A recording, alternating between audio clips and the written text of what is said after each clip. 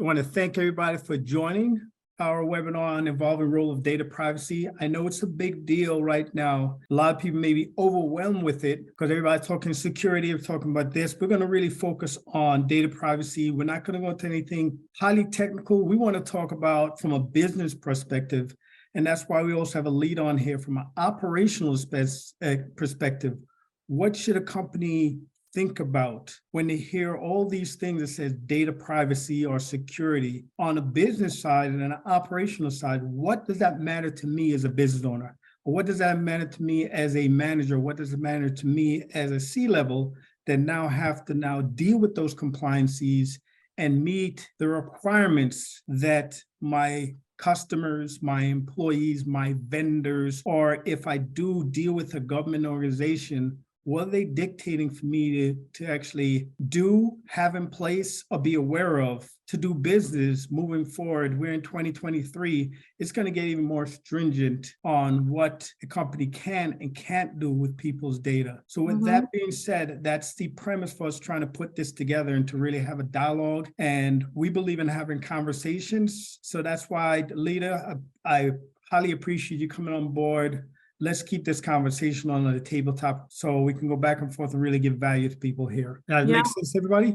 Good, phenomenal. So let me kind of give an outline of what we're going to be talking about today. We're going to be talking about the current landscape when it comes to data privacy, what's happened in the past, how's it looking now in the future. We're going to talk about challenges around data privacy, what's coming down the pipeline that you guys kind of have to be aware of. And then let's talk about the benefits. It's not all doom and gloom. There's a value and there's a benefit, and there's a reason why data privacy should be applied by every company. It's not just, hey, you have to. There's truly a financial benefit for a company to do these things. And then we're going to talk about things that a company should be thinking about to solve these problems about data privacy. How should they address it? How should they work with it? And Lita, I always like to say, why do you care? In other words, why do people that come on board listening to us, why should they even care? So at this point, I like for you to tell them a little about yourself. If you don't mind, I'll start out first since I'm running my mouth anyway. I might as well go for it. I'm Wayne Roy. I'm the CEO of Troynet. I like to explain to people why we do this. I ran a business for quite a while. Actually, I'm a multipreneur. I've done multiple companies before. And without the guidance and help from other people giving me advice on what's the best thing for me to do, I wouldn't be where I'm right now. So I'm from the tech field and I want to be able to give back to people, just like leaders from operations. How can we help and give back to the business community and help them deal with some of these things? So we figured we'd put together a set of webinars that's really going to address different operational issues that companies have. And with that, we bring value, okay? I'm in the business of technology, but what I truly am is the business of people and organizations and how to help people. So my field is my knowledge experiences in technology and how that works within the company. And Lita, if you could tell them a little about yourself and your company, if you could, please. Yeah, so my organization is Artisans Integrity Management. It's a medical consulting and billing company in New York City. I was privileged, I should say, enough to be doing business with several different practices and practice owners in the medical industry right before the pandemic hit. And so that really just a very big way. I'm already operations strong, but that just like sealed the deal, if you will. Things got very real very fast. And because of my love of build out, design, back end, but more than that, like the operational flow, team development, the whole aspect of how things flow within an organization, and especially medical practices, I'm passionate about it because it's healthcare. It's the people business, right? And so the data piece I know was just like, could have been overwhelming at certain stages during the build out and the design process. And it pays to have really good partners with you. And so, that's the biggest thing is I would tell people like, it's okay to not know what you don't know. Make sure that you have the right partners with you. And that comes through people who you subcontract as much as your own internal team. And what does that look like? Excellent. And that goes back to this. We're in the business of helping business. And I always love throwing this up because that's truthfully what we do. And one thing we didn't get to really talk about, both Lita and I have over 20 years of experience in operations, whether from an operation management side and leader side or from a technical operations side. So you have people that's been through different things, iteration from sales, marketing, business operations. So you have a pool of knowledge from both of us when we share information to you. So Lita, if you want us to jump in, Yeah. do you want to screen? Let's talk about the current landscape. How has data privacy changed through the years? Do you want me to kind of go through the iteration of that, or do you want to kind of run with that on your I side? mean, I think it's fascinating how it's changed through the years. You're going to have a lot more like factual information when it comes to that because that's your wheelhouse. But I can say from an operational stance, I mean, basically and any good office manager or anybody who's standing in a practice knows that, like, we've gone through this whole transition from paper and doing things via paper to then learning new systems and new software systems and having to figure out how to work those efficiently and run those efficiently and make sure that you're entering all the data correctly so that you get the appropriate numbers. And so it's kind of like been this huge evolution. And kind of like that's where training and development and all of that comes into play in order to keep those pieces intact. But then, comes the whole data privacy aspect of things into the equation too. And so the evolution, the way I see it, from paper, literally all the way through from an operational stance and an office space, right? And then there's the uploading, and it's like the list goes on and on.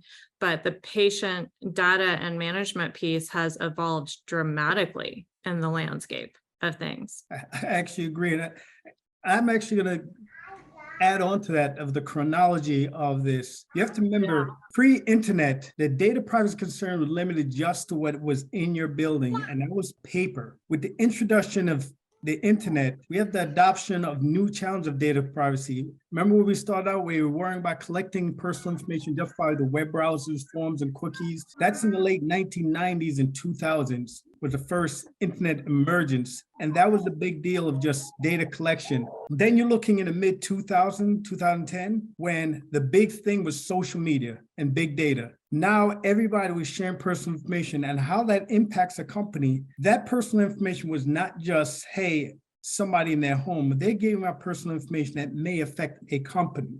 Your employee goes online, they post something that now may affect your reputation of the company. There's been cases of people posting personal company data on social media. That was big in the mid 2010. Then you had how long you're retaining it, how you're getting rid of it, okay? And how you make sure it's correct. Going back to team, I am spot on with you. Have a good legal team, have a good compliance team, and have a good technology team, okay? And that doesn't mean, because what I see a lot of companies, especially in healthcare, compliance manager is the secretary that I have there that say, okay, you're going to do compliance. That's a great title, but that person does not have the skill sets or experience to say what your compliance should be. You should find somebody that's experienced in that. Just like you're not gonna get your secretary to be your lawyer for a lawsuit. So why would you expect them for compliance? And I also see this with technology. Just because somebody can turn a computer on, now you're the security person for the organization. That's not years of experience. That's not knowledge, okay? You wouldn't hire an accountant, you wouldn't hire a lawyer, and you wouldn't hire a doctor just because of that title, but don't have the experience behind it. You need to have a team that's experienced. Next thing you should think about is, why do you collect this data? And do you really need it? You really need to connect stuff, because the more stuff you have, the more liability you have around the stuff you have. Minimizing the data collection. One good tip that I have for people is, and we've started implementing as well, things like hiring. We talked about hiring and your liabilities around social security numbers, birthdays, things like that. You can actually get a company to do that for you. And you can actually use AI. There's AI out there where they're not retaining the data, they're using the data for the time frame it needs to do a background check and validating that employee. Now, you're not liable for that data because you're not retaining that data or collecting it. You're doing a third party to do that. Utilizing those things so you're not responsible for people's data, and it's properly disposed of when that data is done, that now minimizes your risk. So there's a few tips when I was saying we're going to do this, I was saying, thinking through what things that I would say, hey, if I was going to advise people, consider these things. What's the next question you have for me, Lita? Well, I mean, I think, the other thing is I'm just thinking, okay, like people need to be taught about scams too, and like how to be able to privy to those and understand what they look like and what to click and what not to click and when not to click it, because that's coming at them in a magnitude of ways also. And if you're sitting in a practice, there's a lot of that out there right now. So I look at protection again from the back end and from all of these aspects. And so to your point, the training, when you said the training isn't like, okay, you go sit in a classroom setting, one time a year and then expect everybody to remember that information. It's like you have to put steps into place to make sure that these things are always being implemented, especially because everybody has turnover. It's inevitable. And so the training and the development pieces always need to be strong on all of this. And that's, I guess, the biggest piece that I can relay from my side of things, right? And being in that operation standing and then looking at it from the outside looking in. For you, I'm just like excited to hear about, thank you for sharing some of the stuff to look at for sure. And the solutions, like being able to give us some of the things, the key things that you did, like, okay, look for this, look for that. Here's things that are key to pay attention to within the organizations that everybody is working in, and the state and the federal and all of that. These are things that unless you have, again, a partner who's hugely experienced in that kind of stuff, then you pay a specialist for a reason. That's how I look at it. And the information, just the stuff you rattled off, like the retention, right, of patient information, and that like, don't keep it if you don't have to, and or source it out and channel it through other organizations. Those are all really good key things. I have a question for you from your operational side, because I know the things that I'm thinking in my head on the technical operation side. From the administrative operational side, what are some of the benefits you see for the proper implementation of data privacy in a company? What's the benefit? Because I don't want it to be all gloom and doom, because everybody makes that for security, and that's not really the case. It's organizational. It's about good business practice. Yeah, organizational structure, right? And so the more organizational structure you can have on the back end, that which includes your data, and the more tight you can have a system and more efficient you can have a system, the better it is for everyone. So anybody who's standing in an office knows, like when you have team and team synergy and people working together and people who are trained and in sync with one another, it's inevitable that your processes, your flow, your ability, your potential to have anything fall through what's called a gap is limited dramatically. And I would say for any good team, group of people, and when I say good team, I mean, these are people who come together and they really work together as an operational force. And they're not, team to me is not people standing around gossiping and talking about each other while they're at work. And it happens in a lot of locations, but that's not a team player. And that's not what I would consider team. So team are the people who come to work every day. They're ready to throw down. They truly love what they do. They do it because of that. And they want to do it with a group of people who are on that same page, because when everybody comes in and they work at that same efficiency level and they make sure that those gaps aren't happening and they're on point, it's fun. Then you're actually in a fun working environment that's also super dynamite for whoever it is that you're serving, whether it be patients or whether it be clients of some sort. Like your ability to serve and serve well is heightened dramatically. And so for anybody who truly is in it because they care, then it's like there's a magnitude of benefits to this. And what I hear a lot there, if your team is working well, they're very happy. That translates to minimizes all kinds of better customer support. And that now translates to your customers trust you because they know the staff is aware of keeping their stuff safe.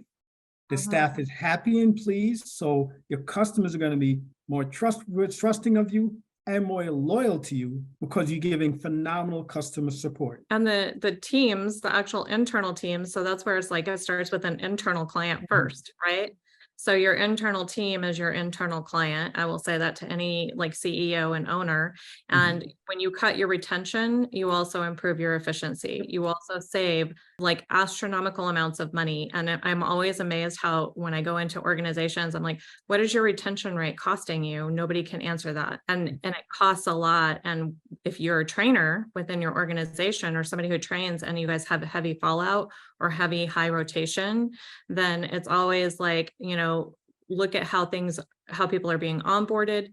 Again, it goes back to the training pieces and that onboarding piece. All of this stuff that Wayne talked about today, from my perspective, should be rolled in as part of an onboarding component. But then there's certain key things that should be trained on probably at least quarterly, minimal, and you should have a train the trainer position within any organization, meaning you always have somebody who has the capability to train in case, you can't have it all falling on one person and that person goes out on vacation or that person falls ill. And then now all of a sudden there's no training done for God knows how long, or somebody comes through and they never get trained. That should not be happening within the organizations. Otherwise, you're never going to have efficiency and you're not going to have these like efficient, no gap scenarios, which we absolutely should have in any kind of client care. The bottom line is you're showing that you care. If an organization shows that they care to the employees and the customers, you'll have retention and you'll have growth. And you'll have a competitive advantage, because that's some of the problems we have in the industry now that you see out there. A lot of people feeling that companies don't care. And one of those good indicators, right or wrong, is if a breach happens, they go, well, you didn't protect my stuff. How much do you really care about me?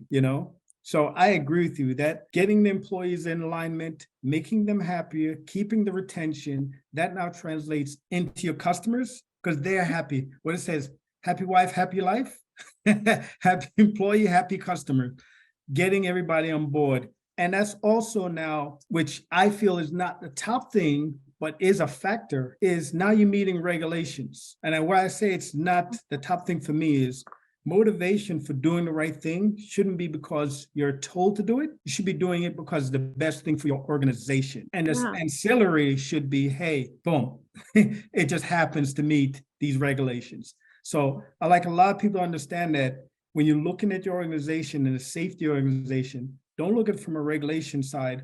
Look at your business or what works best for your business and how do you need to make that business safe for your employees and your customers and your vendors. If you do that and they see that you care, you will grow. Yeah, even if you're not doing everything right, because that's the other thing is I'll say, oftentimes we can also put a lot of pressure on owners like, well, they should know better, or they own that or whatever. And sometimes there's industries where people go to school to be doctors and they don't necessarily all in on business comprehension or things of that nature. And so that's again where the team comes together, and it's about supporting each other.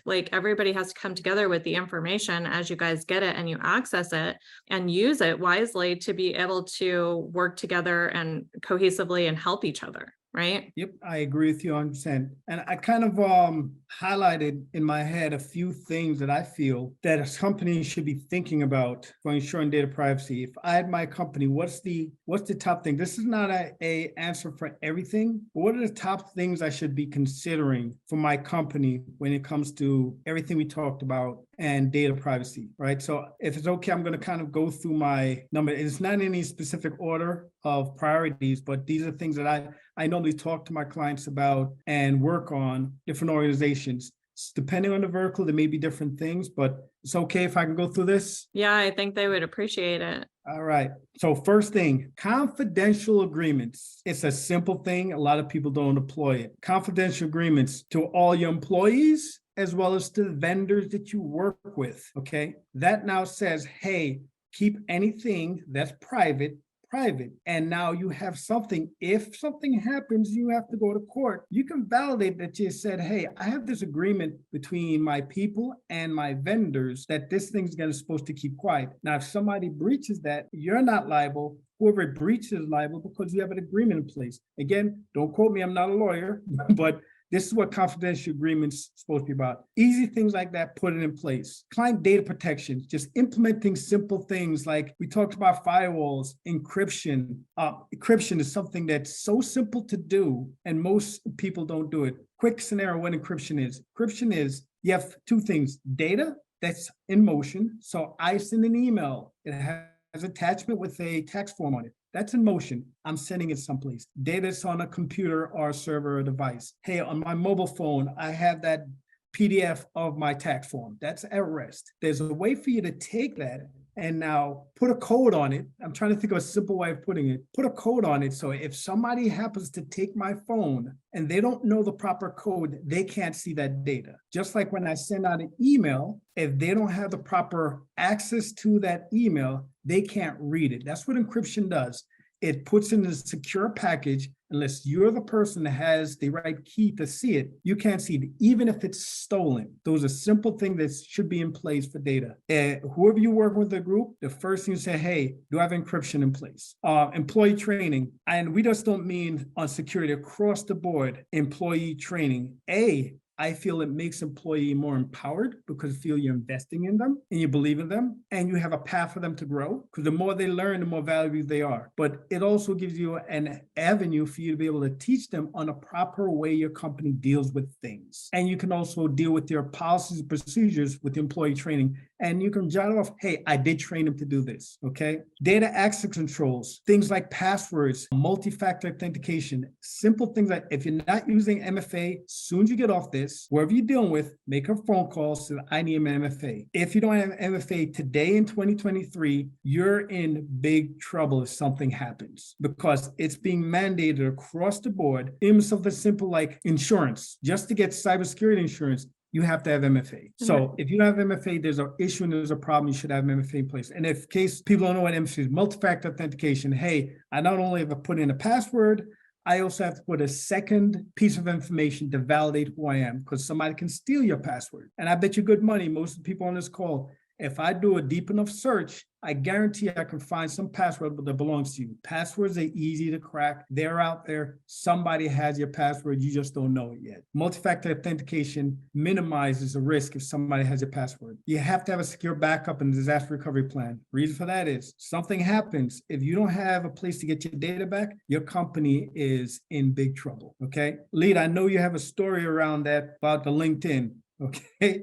If you want to throw in a little bit, I could have two more points, but I want you to throw in and then chime in a little bit on that. Yeah. So I myself recently just went through a scenario with LinkedIn where I went to log in. I published an article, and I have like 17-year career history on LinkedIn, and it's taught me a big lesson about platform and platform data now too, right? The interesting thing is I published an article, then I turned around and went to log back in as per usual, and then I couldn't get in. Then I was required to upload photo ID, which felt very foreign and like a little like super obtrusive to me, right?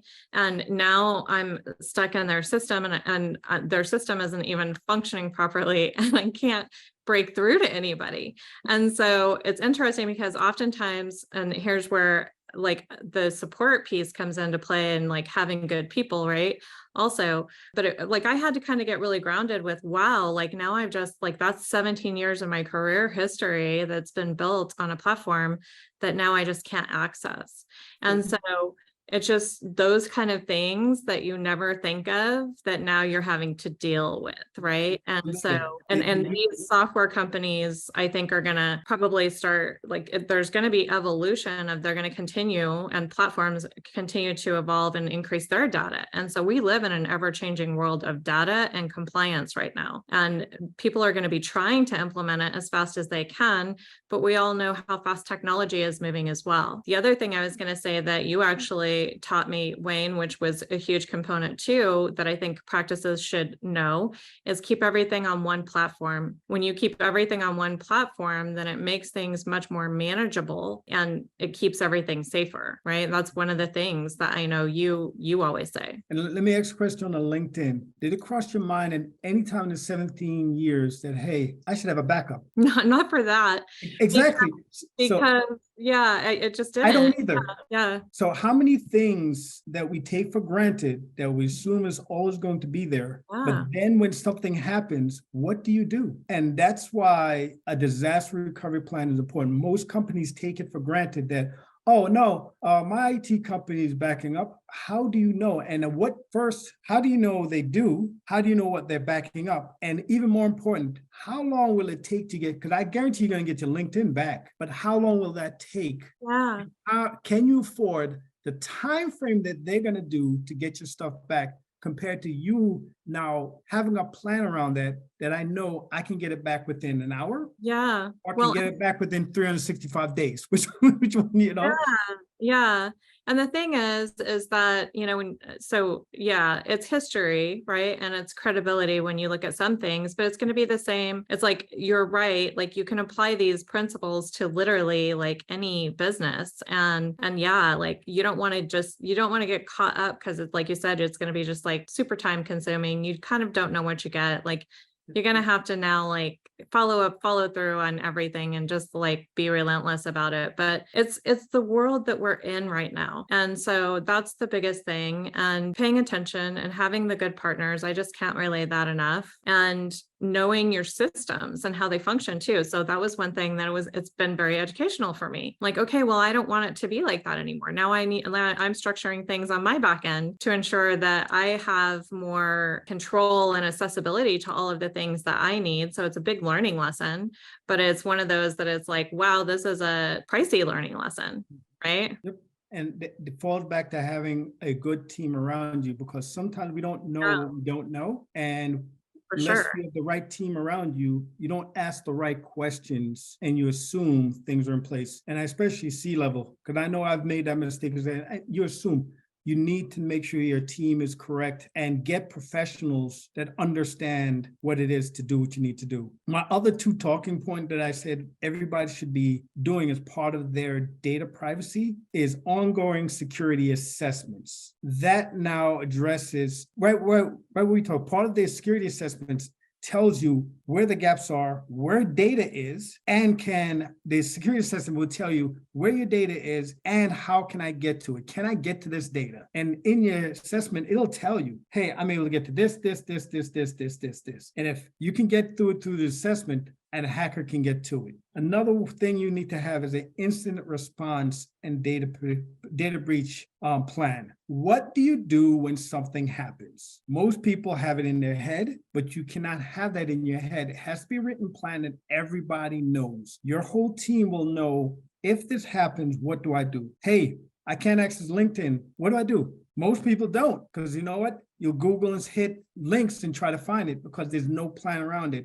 For a business, and if that's your primary thing, you can't afford that. What you're going to need is to know before it happens, who do I need to call? Who do I need to inform? And what actions I need to do when this thing happens. And no, it's not up to your IT company. It's an internal organization decision. IT may be part of that process, but IT is not the solution to the process. And you're not the entire process. Exactly. Yeah. So in a situation like that, I can do some call outs, right? So if it were to be like a data breach situation, my recommendations would be get on the phone right now with your software companies.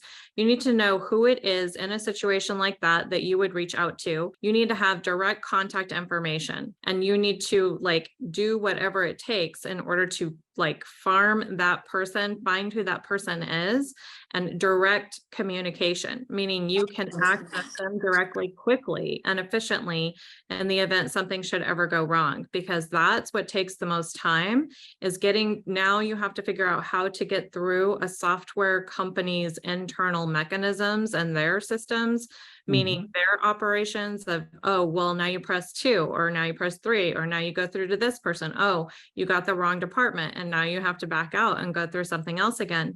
You can't afford that in a data breach. And the other thing that I will recommend is when you do get through to that person, if you did have a data breach, right?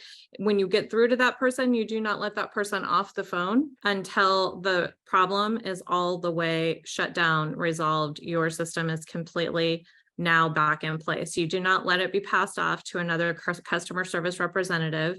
You do not, oh, it's now my hours are over, and so now I can't work on this anymore again until tomorrow. No, this is a data breach. So sometimes you even have to be ready and prepared to educate other people's employees on the scenario and the situation, and make sure that you're seeing that all the way through, because you are responsible for it on your end, right? For helping be a part of the solution and shutting that down as quickly as possible. You have to, again, insist that you have that partnership from the other side and don't let go of it. When you get it, you have to follow it all the way through to end. So I hope that that helps people. Yeah, spot on with that. That's definitely true. But we going on. We're a little bit over the time. I apologize if anybody had any questions in the chat. What we'll do is we'll definitely email everybody any questions they may have, or if they want, they can always email the emails as well. I'm going to put our email at the end. But Lee, did you have any last thoughts, last ideas or feedback on this? I know you've given us a lot of good stuff, and I've thrown some of my ideas in. Do you have any last words on the data privacy and how companies should be looking at it? No, I can't just relay it enough. Like, have good partners, have good partners, have good partners. Has people specialize for a reason. And from my side, from a technical operations side, if companies not heard about network assessments, and I'm not pitching it, I'm going to be putting up a URL at the end of this for anybody that needs one. Your network assessment is your first step. Most people don't know where they have their data. They think they have it, oh, it's here, and it's not. Your network assessment actually will evaluate not only gaps you have in the security, but also identifies data and what data is accessible. So your first step in anything you're considering with, hey, how do I deal with data privacy within my company, is to actually do an assessment. It's almost, let's use the doctor analogy. You're not going to buy medicine till you see the doctor and he actually runs some tests on you. That's why they do blood work. That's why they check your throat. Okay. If you're not doing that, how you would say prognosis without diagnosis malpractice. So everybody should be doing some form of network assessment prior to them making decisions of how their data privacy is going to look, because that now help them. It's not an answer to all, but it's a starting point. Just like going to the doctor to get that checkup. It's a starting point every company should do for their next step in what should I be doing in my policies, my procedures, and what should do in a company. So with that being said, Brian, if you can put that live slide up, because you have control, my friend. You're the host right now. Yeah, and I would say audits, right? So don't do it just once. Same thing that you were saying before, just auditing. Have quarterly audits internally where you're kind of running your organization through these type of things. Exactly. And these assessments just not one-off. These assessments are something to be part of your whole team. Okay. It's not, hey, a tech IT thing. It should be, I have my operations people in the conversation, I have my HR people in the conversation, I have my CFO in the conversation. Hey, these things are impacting us. How do we all deal with this thing? So if anybody, we're doing a level 1 network assessment, okay? So if anybody's interested, if they go to www.troynet.com/assessment and you sign up, we'll do a free level 1 assessment for your organization. At least that's a starting point. And I know everybody, I dislike saying free. I love saying complimentary, because there's nothing in this world is free. It's just complimentary. Okay, that's a good starting point. And with this as well, just in case, if you email Brian at bvillarosa, that's BVILLAROSA at troynet.com, and reach out to him. He will set a meeting with myself or Alita. Okay, Alita's phenomenal. She'll spend a few minutes to talk to you and talk about operations and some experience. So we're definitely available if you want to set up a call with us. And Alita's website is www.aimtoclaim.com. Okay. Thank you, everybody, for coming. I really appreciate it. I hope you guys had a great time. Take care. It's the number 2. Phone number 718-761-2780. I'll see you. All right. But see, I'm an email guy. All right. Take care, guys. Have a good one, Alita.